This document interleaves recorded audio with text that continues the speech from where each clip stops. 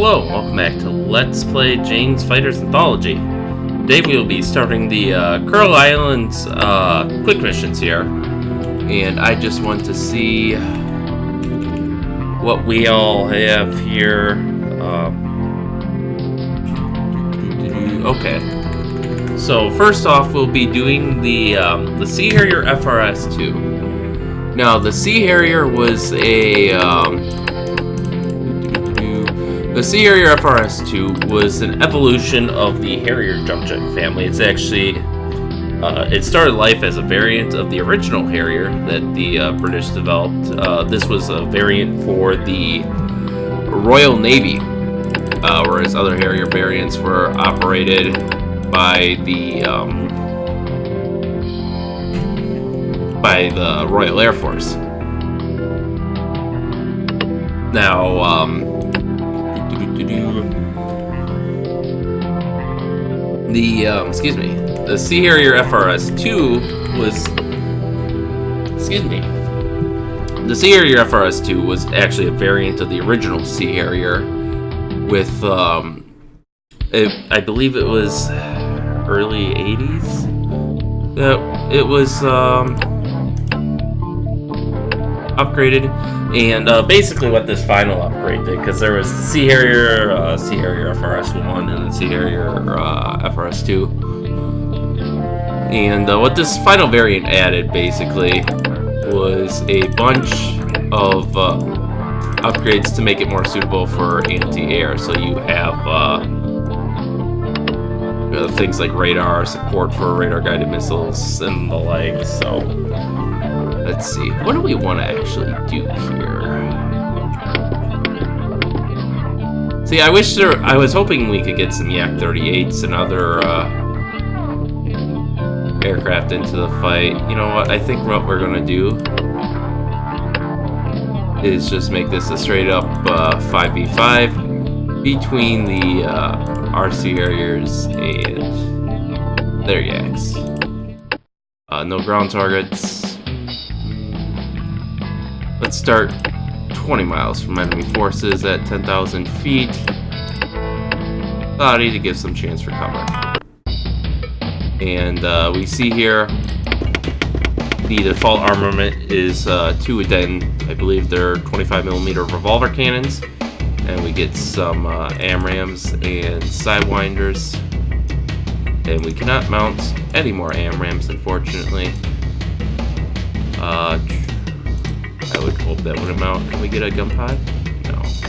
I presume this is for a jammer or fuel tank.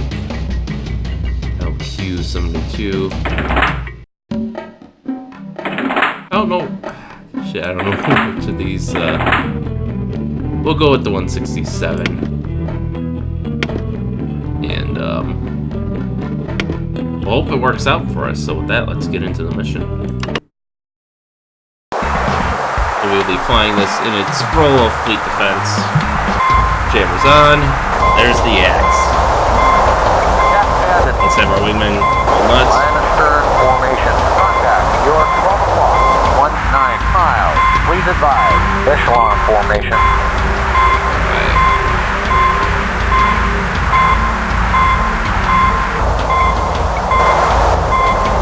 Tighten up. Tighten up, boys.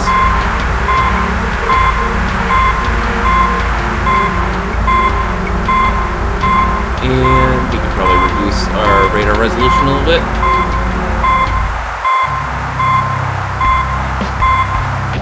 Firing missile. Deploy. Yeah, right now they're engaging from within formation. Fox 1. Fox 1. Attack bandit.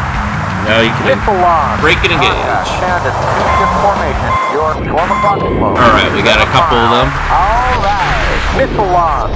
Who's down for the count? Missile launch. Missile launch. And I'm we taking got a the shot. good old missile spam. Fox 1. Fox 1. Missile launch. Missile launch. He's at your 12 Now the missile spam is more or less over. Missile launch.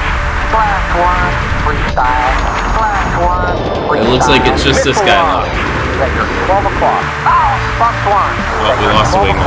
Oh, yeah. I'm taking a shot. Firing missile. I'm taking a shot. Missile launch. Got him. One, please fire. I'm taking heat. So the best of the RN versus the best the Russians could throw at us, and we end up with actually a really good kill ratio. Definitely the AMRAAMs made the difference. I don't know if these are ever actually fitted to carry AMRAAMs. It's just a fun game. For sure, I could imagine them using Sparrows. But I don't know about AMRAAMs. Now, in the Falklands War, the Sea Harrier's principal armament was actually the AIM-9L Sidewinder, and this was a big deal because I believe the Argentinians had, I want to say, early model Sidewinders, such as like the B model, maybe like a DEF model, maybe some Magic short-range missiles from France, because I know they procured some equipment from France, but the U.S. discreetly provided the Brits with AIM-9Ls, which were the first all aspects, and this made a huge deal in the fights, because you would get the,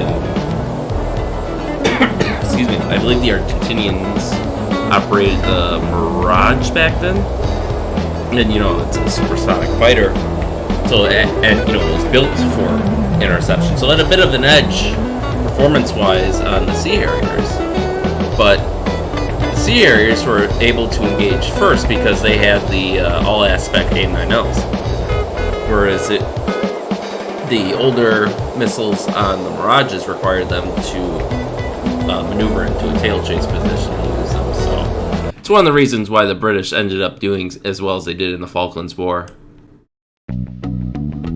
And we have mission success. You have successfully completed this quick mission. So we can see that the Sea Harrier is a potent foe when it's armed with BVR missiles, because that lets them survive the initial barrage. But the maneuverability is okay in close range, nothing to write home about, but it could certainly be a lot better, especially against dedicated fighters.